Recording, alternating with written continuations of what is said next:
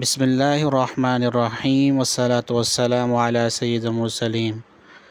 محترم ناظرین و سامعین، آج بہت ہی پیارا اور قرآنی نسخہ اپنے آپ کو صحیح سلامت رکھنے کے لیے اس قرآنی وظیفے کا ضرور اہتمام فرمائیں۔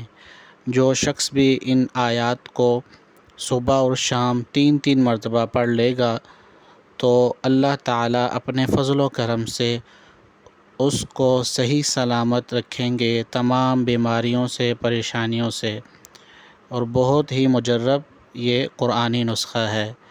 میں اس آیت کی تلاوت فرماتا ہوں اور آپ اس کو ضرور سماعت فرمائیں۔ فَأَقِمْ وَجْهَكَ لِلدِّينِ حَنِيفًا فِطْرَةَ اللَّهِ الَّتِي فَطَرَ النَّاسَ عَلَيْهَا لَا تَبْدِيلَ لِخَلْقِ اللَّهِ ذَلِكَ الدِّينُ الْقَيِّمُ وَلَكِنَّ أَكْثَرَ النَّاسِ لَا يَعْلَمُونَ۔